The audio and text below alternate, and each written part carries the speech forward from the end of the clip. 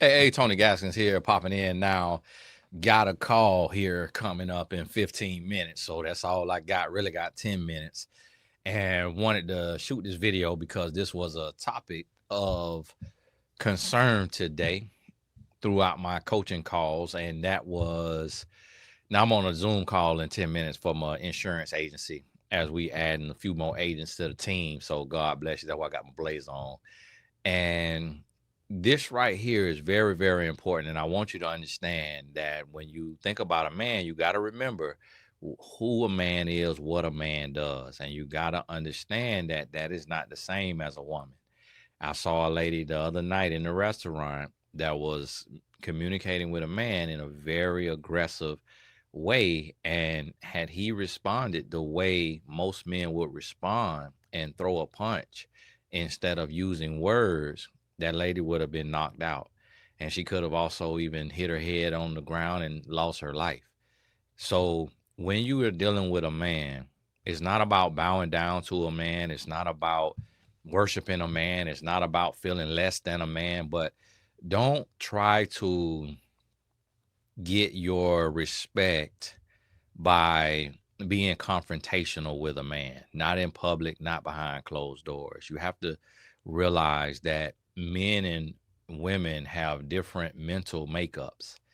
And the part of a woman's brain that uses language is larger. The cognitive skills is greater in a woman than it is in a man. And if you don't believe me, regardless of what science says, just look at the difference the way a 3 or 4 year old girl talks in comparison to a 3 or 4 year old boy. Women are far better communicators, and men communicate much, much less. I heard it said that the average woman speaks 25,000 words a day and the average man speaks 10,000 words a day. And I could believe that. Me being a man, me being married to a woman, if me and my wife are talking, she talks 3 times as much as I talk. And if she's talking, she may talk an hour straight. And what she's talking about, it may have nothing to do with me, and it may be something that I don't care about in the least. But women talk, and women are expressive. And so when you're dealing with a man, you have to always, when you're communicating with a man, you always find the right time. You don't try to have very important or deep or confrontational or embarrassing conversations in public. Never talk about something real in public with a man. Always on the phone or on text message or in person. And if you know it's something that could lead to anger and things of that nature, then you don't even want to have that conversation in person. You want to have that conversation over the phone. And if you just even look at the celebrity examples of what we've seen with Ocho Cinco when he headbutted Evelyn Lozada and split her forehead after she found a receipt of him buying condoms or something like that. What happened with Chris Brown and Rihanna when she caught him cheating, but yet he beat her. When we see the NFL player Ray Rice, who was uppercutting his wife in the elevator, that is an example of how most men are when it comes to intense communication. And yes, the ideal thing would say, why don't we teach men how to communicate? Well, good luck with that. How does your son communicate? How does your brother communicate? How does your father communicate? The key here is to know how you should communicate as a woman to protect yourself, because you have no say so over how a man communicates. You did not raise him. So you have to be mindful of the communication guidelines and rules, and also his communication limitations on average.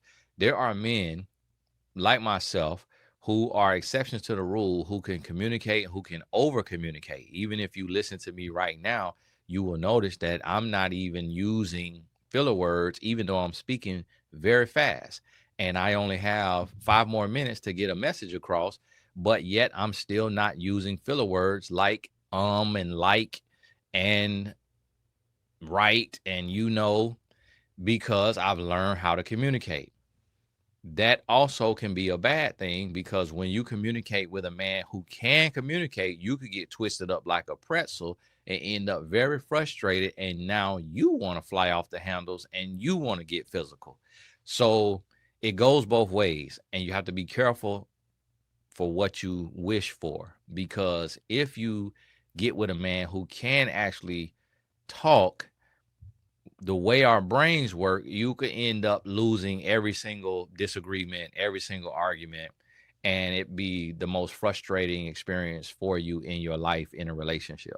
So instead of wishing that a man would communicate on the level and in the way that you communicate, seek to understand the way he communicates and then adjust, and then he will learn how you communicate and he will adjust. But if you try to mow him over, plow through him, force your communication style down his throat, force him to communicate the way you communicate, the way you want to communicate, you will fail.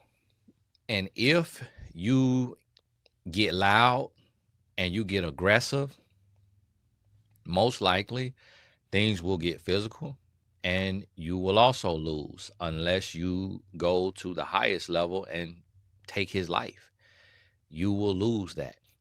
I need you to understand that men don't communicate the way women communicate. So where a woman may be able to scream and yell and argue and never throw a punch, a man cannot do the same thing. The only time you typically see a man do that is when he was raised by a single mom or a woman or all women, and or if he is gay, which means he has tapped more into his feminine than his masculine.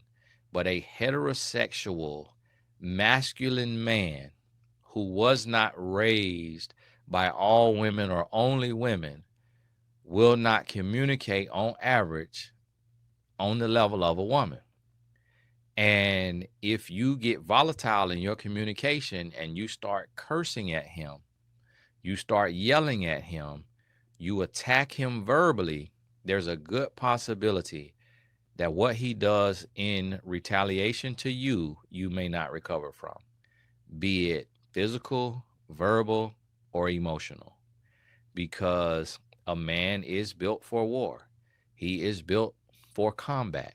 He is built to devour. He is built to conquer.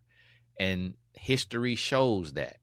So if you back him into a corner and you force him to have to defend himself with communication, and you are being volatile instead of sitting down, room tone, no name calling, no cursing, no yelling, and taking turns talking.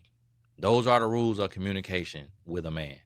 If you're not doing those things, it is not going to end well in whichever way he decides to respond.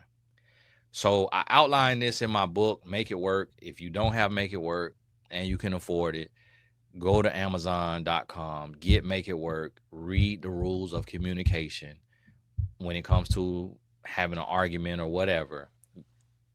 Memorize those rules.